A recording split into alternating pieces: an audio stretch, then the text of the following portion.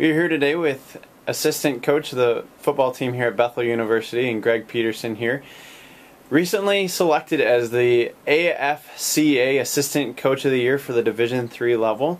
And congratulations, Coach. Thank you. Tell us a little bit, what was that like to get that phone call, and maybe a little bit about the reaction that you kind of forgave out? I was meeting with one of our players, Hans Dunnick, who's a receiver, and my cell phone rang, and I saw it was from Waco, Texas, and I was a little bit kind of thinking, who's calling me from Waco? And so I just ignored it, and then got a message from the AFCA and called the guy back, left a message, and so we kind of played phone tag a little bit, and then he called me and told me the news, and I was a little bit stunned and speechless, not sure exactly how to respond.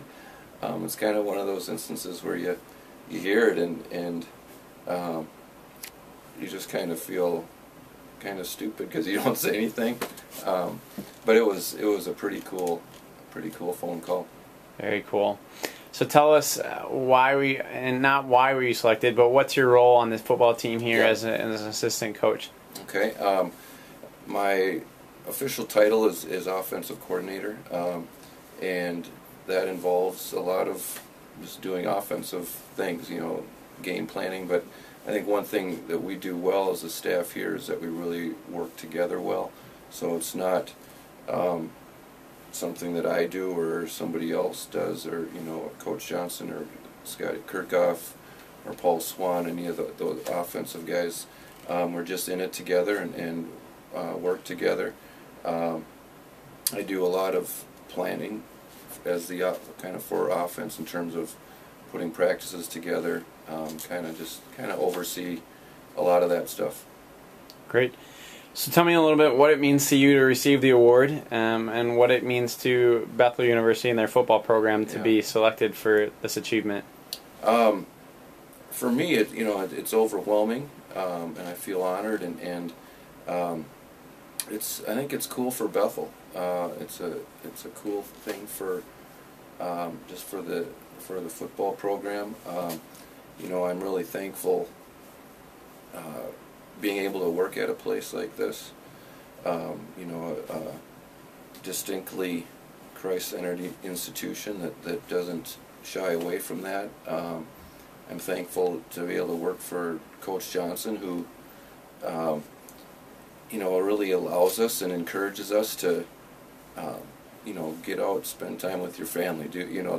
It's not like we're the horror stories you hear about some college programs where it's just non-stop, and so I'm really thankful for that. Just our families are encouraged to be part of the program, and I love that. It makes it a lot easier, and Sure. I'm thankful that my wife supports it and is part of it, and so it's a cool thing for Bethel, I think. But I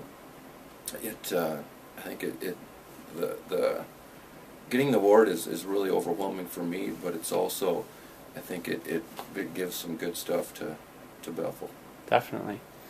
Maybe you can talk a little bit about what's to be expected in the weeks and months to come with the award, and some of the events you'll get to be a part of.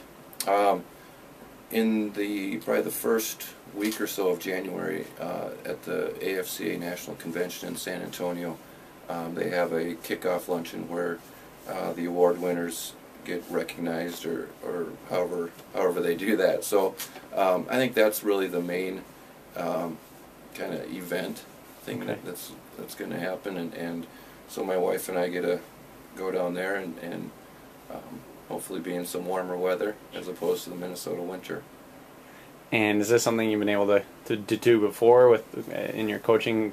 I've been to the convention one other time, and when I went the last time, I really tried to be proactive and think, okay, what things should I go and try to learn, and kind of the professional development side of things, and I've hardly thought about this yet, just because we weren't planning on going, and now we are. So I want to really be able to take advantage of the time down there, and just see where it goes. Definitely.